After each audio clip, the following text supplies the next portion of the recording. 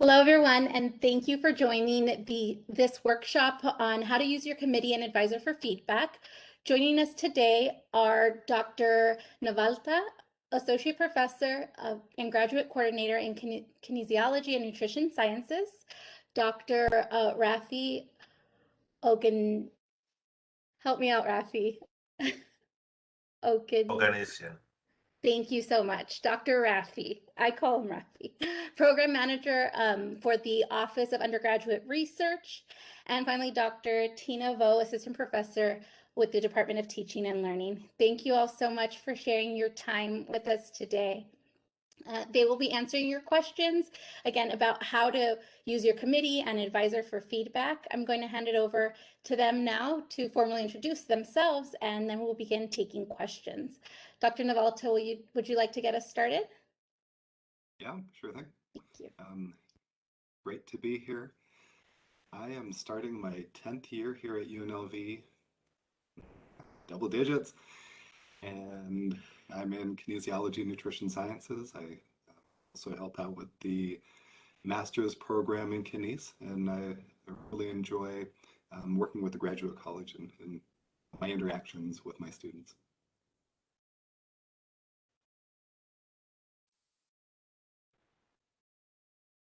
If I can turn up my microphone, is that better? Yes.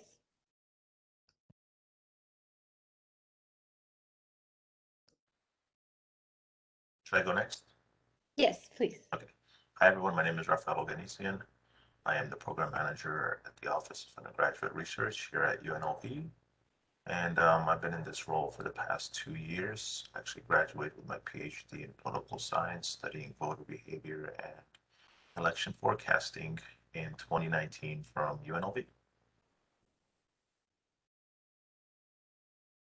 And I think that leaves me. Hi, everyone. My name is Tina Vo. Again, assistant professor in teaching and learning. I specialize in science education. I think it's pretty cool. More pertinent to your lives is I currently have like 6 undergraduate, 5 masters, and like 3 PhD students that I'm all trying to mentor towards their own personal individual goals. And through this, depending on where they're at in their matriculation, they have committees. And what does it mean to have a committee and a group of people that should have your back and be supporting you through this journey? Right? I think that's what we're here to talk about today. Like what a committee can do for you and what they should be doing for you, and how you can stay ahead of this by choosing the right people to support you. But yes, I think, Jessica, is that good? Yeah, that's great. I think even let's take like a step back, right, from what can our committee members do for us throughout our program, and even take a step back and first ask what's the role of our committee members?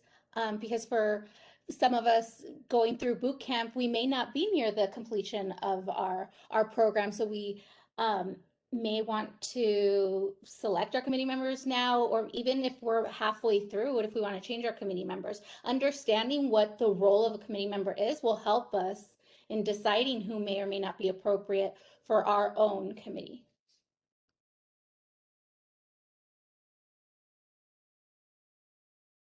I'll go ahead and jump in. Yeah, so you have different people on your committee, and because they're different, they have different roles. Your advisor is going to be your primary person that you're going to work with at least once a week, maybe a couple times a week. You're going to be talking and interacting with your advisor both formally and informally. You will have two other people for us in kines. You have 2 other people from the department, and generally they're individuals that know something about your topic, so they can help out with the design of the investigation. They can help out with the direction that your thesis or dissertation professional paper are going to go. And then you're going to have an outside committee member, which is your graduate college rep, and they're on the committee to protect the process, to make sure that the people in your department aren't asking you to do like way crazy things, or they're making sure that we're following the graduate college guidelines to help get you on your way to graduation. And how would someone go about selecting the graduate college representative? I know for every department it might be different. I could share with me. I was told to pick someone who was like your cognate, so not your main topic, but maybe a supporting area. Is that the general rule of thumb across departments in your experience, or do you have a different piece of advice or suggestion up your sleeve? Dr. Vo, is you nodding, or Dr. Appy? I mean, I'll just use my personal case as an example. So I'm from political science and I relied on sociology. And the reason it is the professor I took in sociology when I was in undergrad was a specialist in the field that I was studying, post-Soviet studies.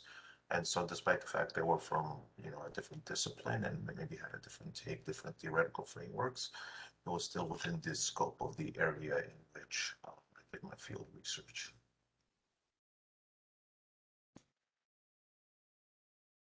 I would echo Rafi's statement entirely. Well, and like explicitly say, be looking for people you take classes with, right? Like you take your core classes, and then you and your advisor get to talk through like the other classes that might fit, or maybe there's a prescribed number in a different department or a different college that you might take. But this is about making your team as strong as possible. But you need to know your team. And by taking a class with them, you get a good sense of how they grade, how quickly they give feedback, how intensely passionate they are about one thing and maybe blasé about another thing. I personally always recommend, if we're outside of my methodology expertise, so I'm a mixed methods person, which means I can go like to an ethnography, but I can't do a grounded theory. And I can do a regression, but I can't do a hierarchical linear model. And if any of my students want to go to the, like one of those extremes, like that's how I normally recommend, like, because that would add to their committee. It's an expertise I don't have. It's the expertise that they need to gain, finding that extra person. But I think taking a class with them, like, such a good idea. And I'm going to jump in with a different viewpoint. There have been some cases where we have had committee members from a department that has been really different. And the committee member didn't add much as far as content-wise, but they had a different view, and just that looking at your writing in a different way was beneficial. And it's been where the the committee has gelled, they know each other. Um, that has always helped. You want to make sure that you pick your committee strategically. Um, Perhaps everybody gets along. That would probably be a good idea. And what about having a methodologist? How important is that to adding to your committee? Relative dependent on your topic? You think it's a good idea across the board? Yeah. I would say that it's also dependent on your topic, and also it's where do you want to take your dissertation, right? So you want to take your dissertation to a publication. Let's say you want to get it published somewhere, and if you're relying on some form of mixed methods, quantitative, even qualitative like QCA, then it's probably a good idea to have a methodologist because, once you submit that manuscript for some reviewers, especially if it's for a book review, if the methods are not there, you might get some, pushback on how, it was conducted, but definitely a methodologist. For example, in my case, I did include a methodologist. And just to parallel back to this committee formation, I would also like to tell students that when you think of a committee formation, think of the sort of the veto player theory, right? Think of that each additional member of your committee is an additional veto player. Think of a veto player as a person that can veto your progression, veto your graduation, God forbid, right? But the more committee members you have, the more potential veto players you have, in the sense that one person can veto any particular advancement you make towards the dissertation. Okay, so is it Torsiana? I was actually gonna like point out, like James also made an amazing point that I think you're getting to, right? Like They need to get along in the way that Rafi is also saying this veto. You don't want anyone vetoing you because they're pissed at your advisor. Pardon my language. That was recorded. Oh, good. Um, which rarely happens. It rarely happens, but we don't want you to be that one outlying case. So, how do you know as a student? You ask your advisor. Remember, like, they're the person who is in your court from day one, and they should have say. If there's a weird pregnant pause when you mention a name, perhaps either you dig a little more if you really want that person, or you just offer a couple more names. And I know that seems ridiculous. But when we think of the actual field, if you wanted to be an academic, I only do projects with people I like because it's a long-term commitment of my time and energy. And I'd like to be in a room with people I enjoy to be with. The quote unquote games that we play in academia absolutely happen in the business world or absolutely happen out in industry. It's just we articulate them more clearly. And this is one of those weird games we are teaching you how to play early, hopefully. I'm sorry that they exist though. Down with the system. I know I'm facilitating here and asking the questions, but just to piggyback a little bit, I think at the core of your relationships with all of your committee members, um, focus on and ensure that your relationship with your chair is key and is tight, because that's number one. I had to recently replace one of my committee members because someone retired. And I didn't know anyone else because I'd been out of classes already for some time, right? And I trusted my committee chair. I thought of someone, I said, oh, what maybe this person? And she totally threw me a curveball, someone that I have never met, and it couldn't have been a better fit.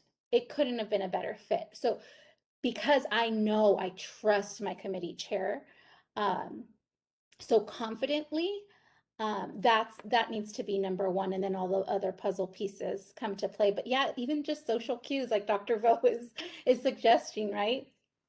Take that into consideration. So let's see, we do have another question that just came in, and I have a couple that populated in personal chat as well.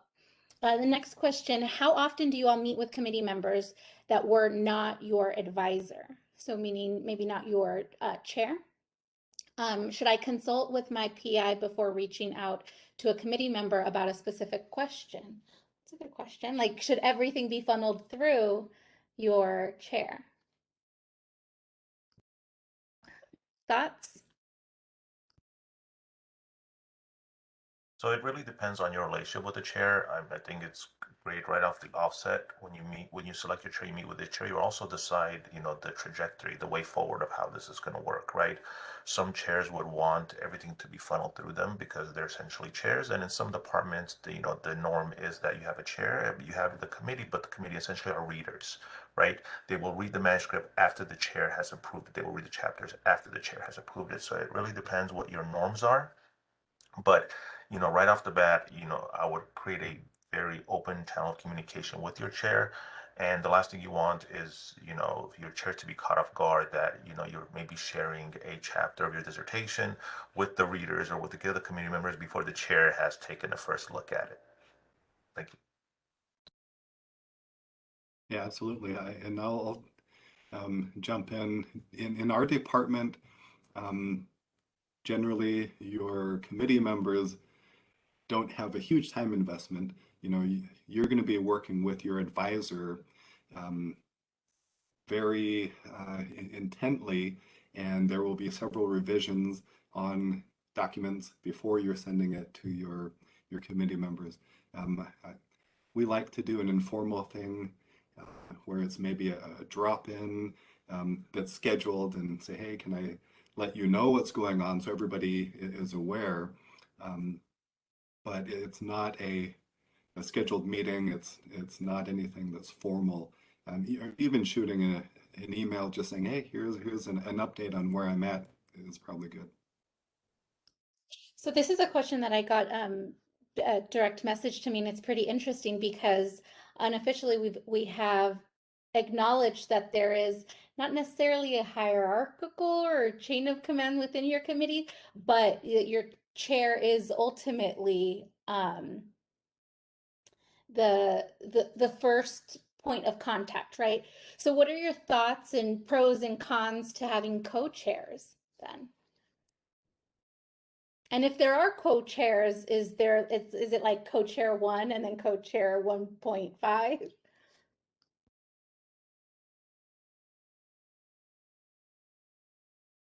I guess I'll take that. I had co-chairs on my committee. One was a senior faculty and one was junior faculty, so they're actually at different points in their academic trajectory.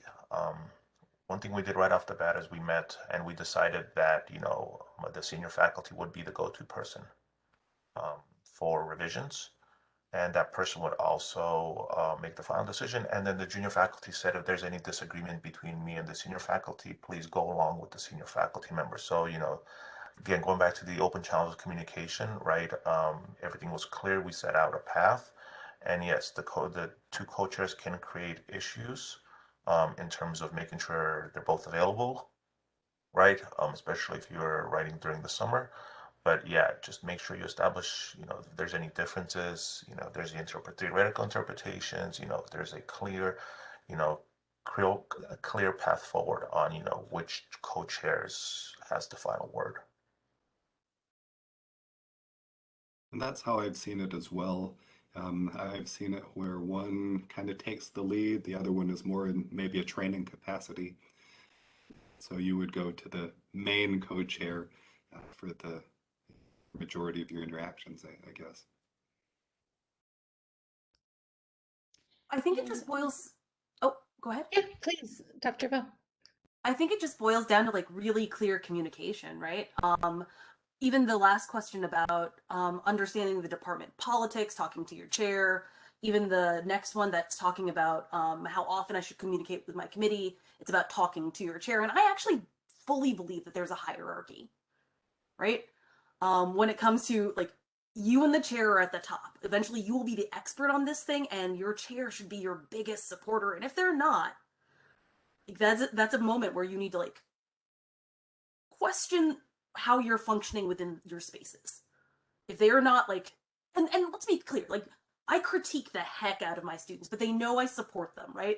Like I will give them a ridiculous amount of feedback sometimes, but I normally end it with a nice little note, like I can see your thought, like I support you, and those are different things.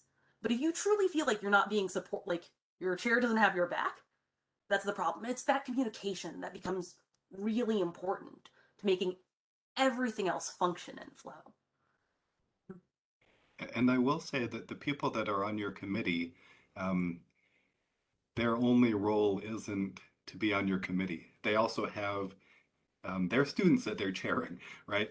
So for me, I like to be sensitive to their time and really only have my students send them a document that is worth kind of being looked at. You know, that they don't need to be looking at it to edit and stuff like that. That's something that I should be working with my student for.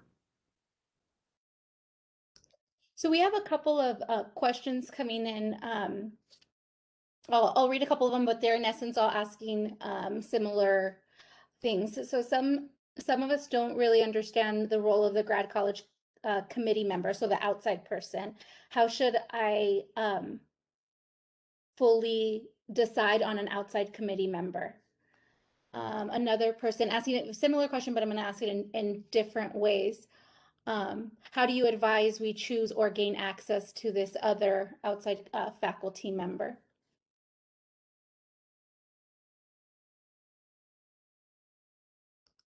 How would you suggest or consult one of your own students, right, that is missing the GC rep?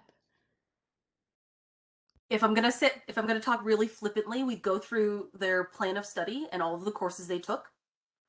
If there's anyone there that kind of fits their research agenda, because I want them to have a personal relationship with their committee. At the end of the day, when we look for letter writers and you all go on the market, your committee should be the first pool of people who might write you a letter of recommendation if you've like have that working relationship with them. And then after that, if they have no clue whatsoever, I look around my friends and see who I think, not just because they're friends with me, but also because they're intellectuals and they're experts in their field, who I might know at the university.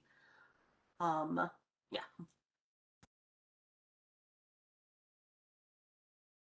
And I've had success asking people that have been on different grad college committees with me that I know that way. You know, I know they're good people. I know that they won't stiff my student, things like that. So even if they're not content area experts, they know the graduate college guidelines. They know what's permissible, what's not, and they can help keep us on track. I do want to share Teresa's comment if others haven't seen it. It sounds like making sure you want to have a very honest and transparent chair is the essence of what we're getting at in our past like 20 minutes of conversation. But most notably, she notes this can take a lot of time, and you're right. um, Switching gears a little bit. A question that came in early on, and my apologies for not addressing it sooner. I just wanted to stay on the theme of conversation, but we're switching gears a little bit here. If someone in your department, or if your department lacks an expert in your topic, in your dissertation topic, do you recommend bringing an outside member, meaning outside of UNLV, or is that a complicated process? Thoughts?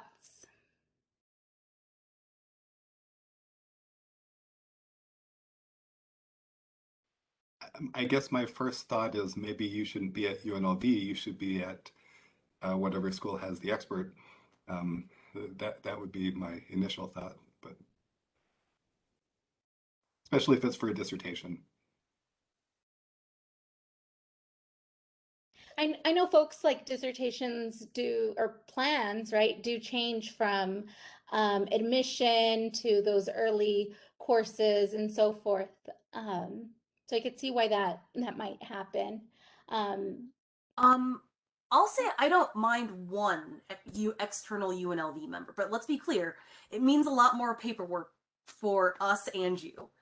At the end of the day, to go back to the a lot of time, when we take on PhD students, which I think everyone here is, we're committing at least 4 years of our lives to you, much like you are committing 4 years of your life to like the research. And I take that pretty seriously. I think all of at least the colleagues that are right here do, and most of the colleagues I know at UNLV do.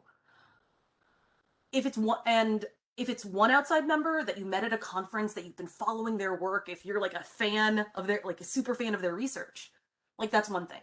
But I would absolutely like echo James' sentiment. If it's like two or three, then maybe you're not at the right place. And that's okay. Like it's better that you figure that out. And, you know, if your advisor and you have a good working relationship, they'll help you take steps. So I would also echo this. I would be against it, even though I myself did it.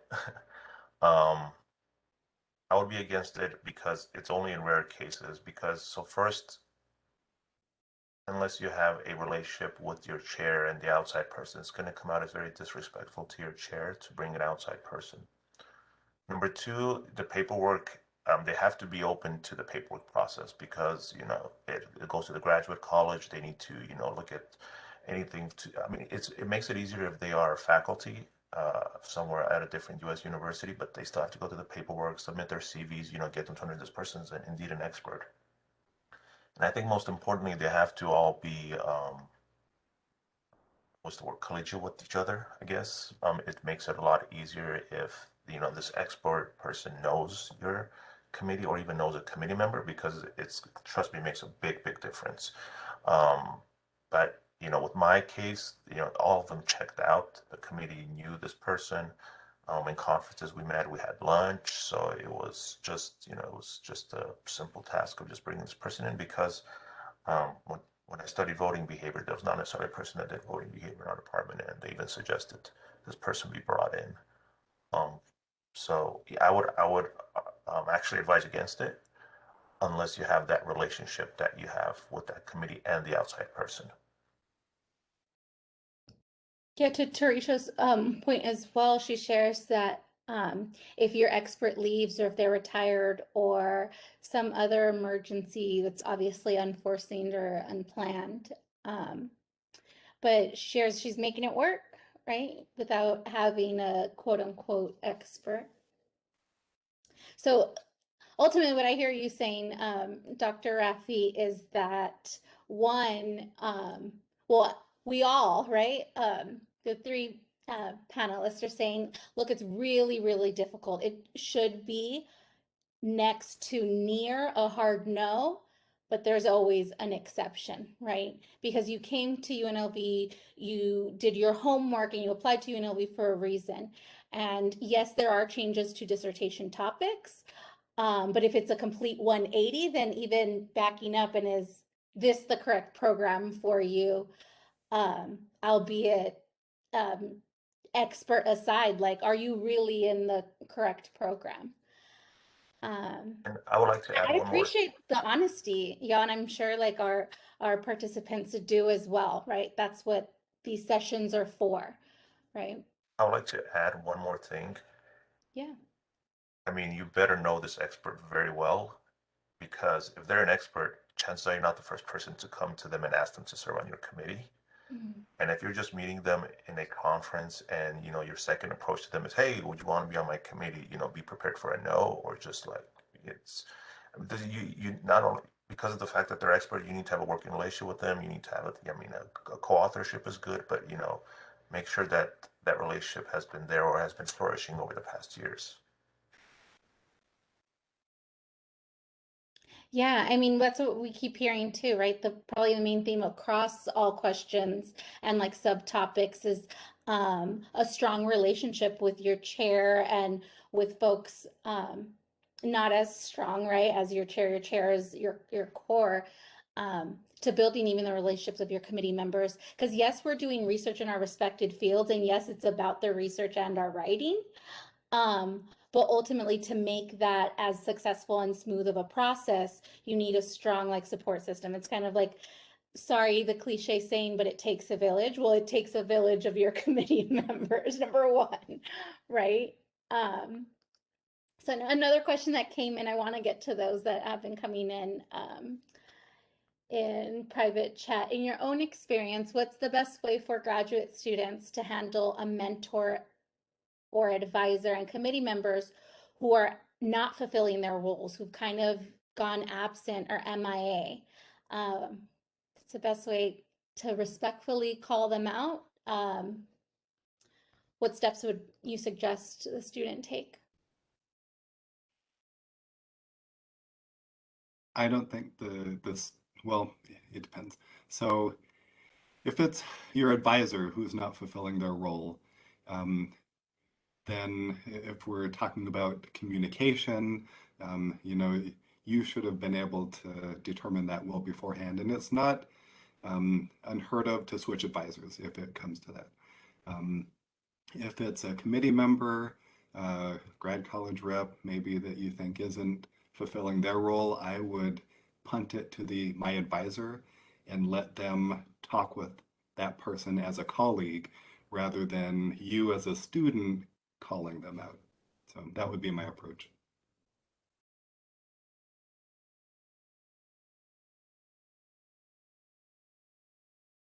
Yes, just to reiterate what Dr. Wells said, do not get involved in, you're just a graduate student, you're one of many. There are tenured faculty, don't dare to put it upon yourself and say, I don't need you anymore. You've been replaced.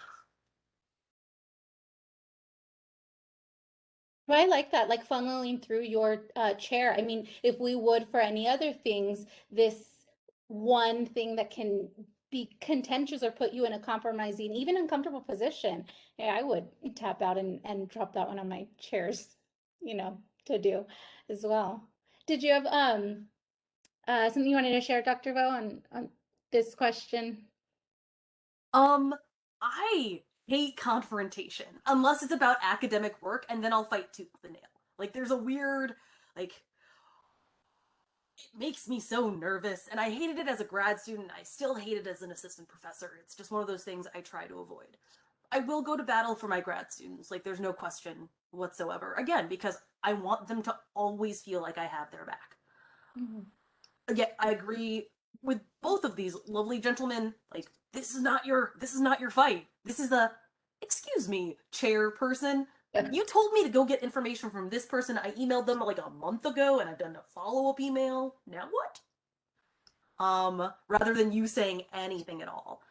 That being said, I prefer apathy than active, like them trying, like your committee being against you, if that makes sense. So if it's not a problem for you to go read a book instead, and that's kind of crummy, which is why it's so important to make sure that you like all of your committee before you get that paper signed, or that you try to identify very early on if there are problems or challenges. If you really need someone to teach you hierarchical linear modeling, and I am not your person, but I'm your chair, and the person you put on your committee is not fulfilling that role, either that means you're going to have to change your entire study, which you don't want to do, find another person to go to, which is probably where you're at, or I don't know, stall, right? And I recognize the like fear and anxiety that can stall your progress, but having like open conversations with other grad students and your advisor about these things is important about making sure you keep moving.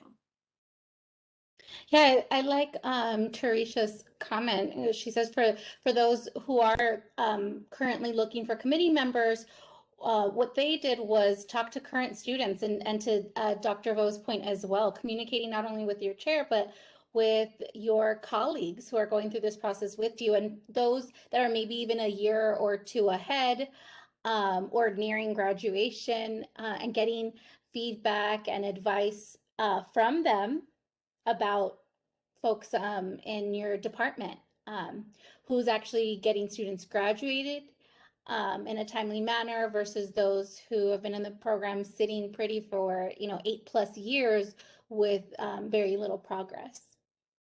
Another question came in on the topic of relationships. That is definitely the theme here. The student shared COVID hindered creating personal relationships with committee members, right? Because we're starting new relationships all virtual and social distancing. Any tips for creating and building on those relationships should the grad student set up an informal meeting?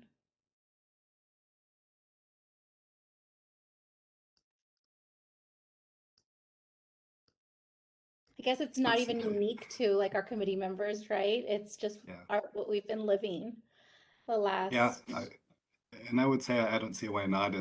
We're all used to these virtual meetings now, and it's pretty easy to schedule and hop on with somebody for 10, 15 minutes.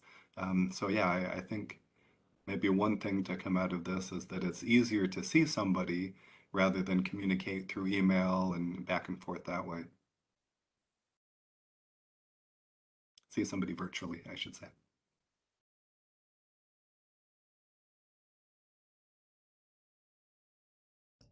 Yeah, I can share while I'm pulling this next question. It's really important for me, or it really has been pretty important and significant in my process, that my dissertation chair knows my personality, right? Right before a milestone, that I'm anxious, right? So she not only coaches me and guides me content wise, right? And progression and requirements wise, but she knows me, right? So she knows how to guide not just any student, but Jessica in particular, right? And that's essential to me hitting the next step. Yeah, and I will say that one thing that I like to do with any graduate student that wants to come and work with me is that I'll have them talk to my laboratory group, and when it was face to face, I said, okay, here you go. I'm going to step outside, and they're going to be very honest with you about me and about our group. And it's kind of a feeling out process for them to see, hey, I think I can work with these people, or there are some things said that were red flags, and maybe I don't want to. So I think that goes to some of the points that have been brought up recently. Are there more questions coming in on similar themes with difficulty in connecting, not just with committee members or with faculty to select committee members, but also since we were advising, like connecting with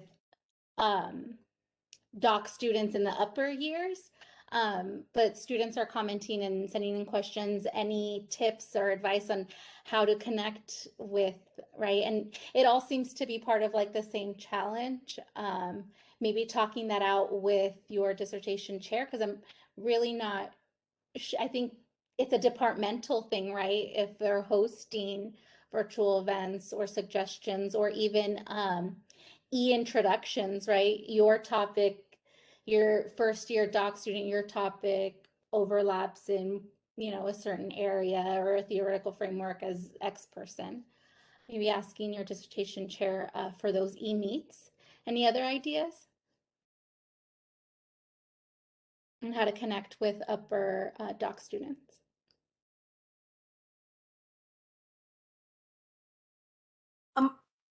I don't know if this.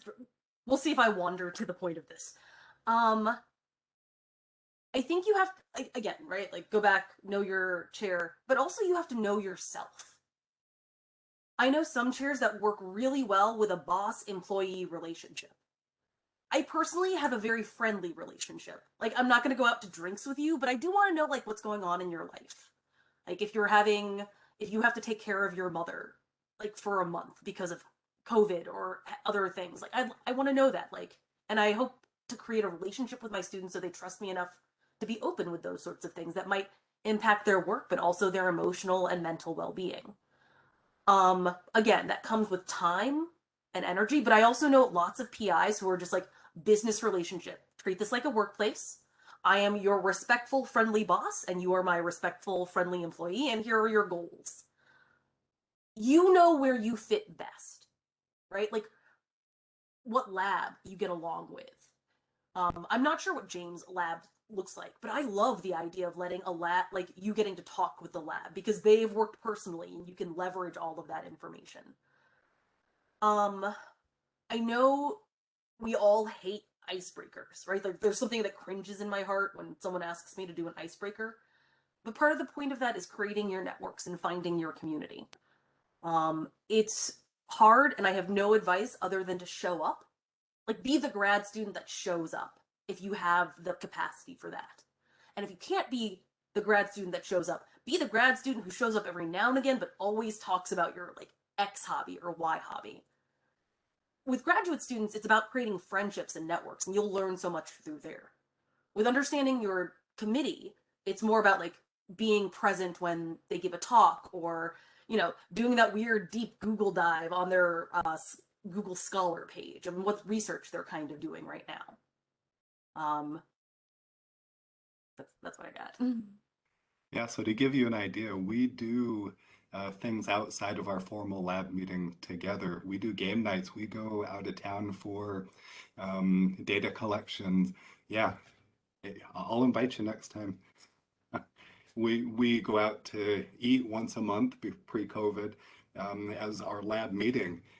Yeah, we do a lot of things that kind of help out with that team building. So my team is very familiar with each other, and I think that rubs off on new people that they can get a sense of it from their first meeting. But if you're a hardcore introvert and you hate talking to humans, perhaps James's lab is not the perfect fit for you. It's a safe space for everybody, and everybody has their place. Yeah, I would consider myself more of an introvert, but there are those that talk the whole time and entertain everybody, and I enjoy that too. So I do want to make sure we give our boot campers, for those who are joining us in our next session, at least a 10-minute break or so. So I do want to wrap up and ask one final question as we near the end of our time together today. But do you all have some last suggestions, final thoughts for how our students can best utilize their dissertation chair, add-on committee members, final thoughts? Or at least one takeaway from our time together?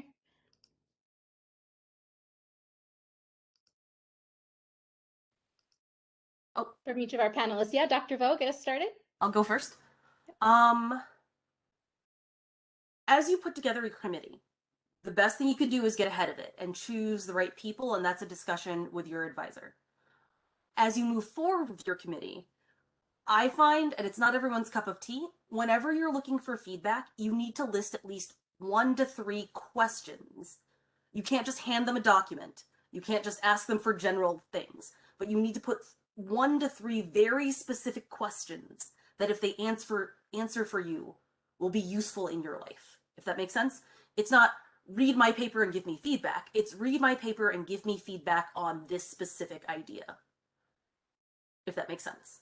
So, and that's it. You get 1 to 3 questions. And your advisor is a different being, but when you're communicating with committee members, like directed XYZ and bullet points. We love bullet points. I like a student sends me bullet points. I'm like, I can do this right now.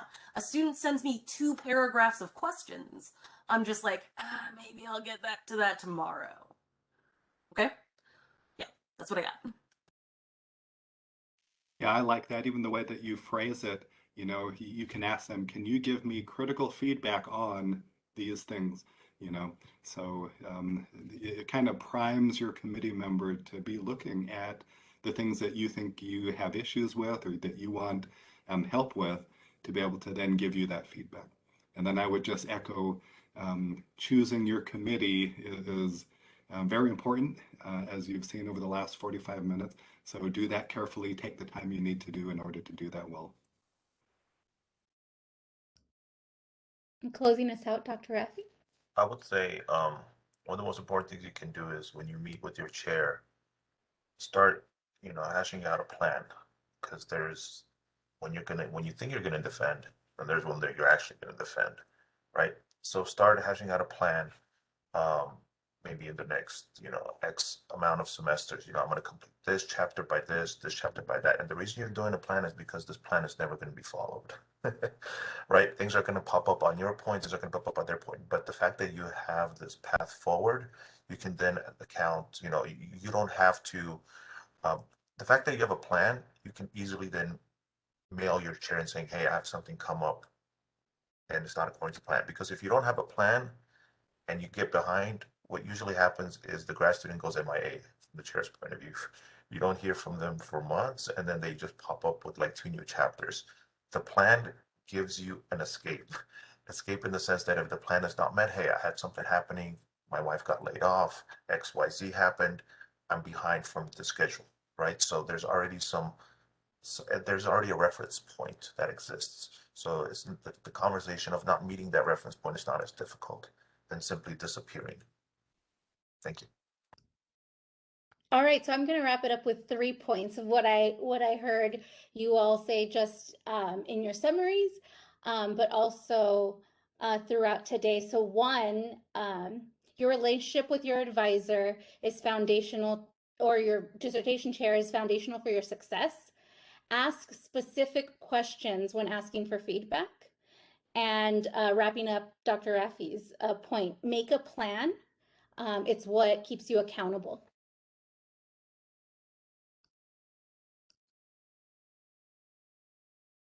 Well, thank you all for joining us again. I did have one more question come in. I'm going to copy it and share copy these questions so that we have them and at least get them answered on an announcement, or we'll link it in Canvas somewhere. But thank you all again for your time. We really appreciate it. And I know all our boot campers will be applying this advice moving forward in their programs. Thank you all. And if you're joining us for the next session, we'll see you there in 10 minutes. Bye, everyone.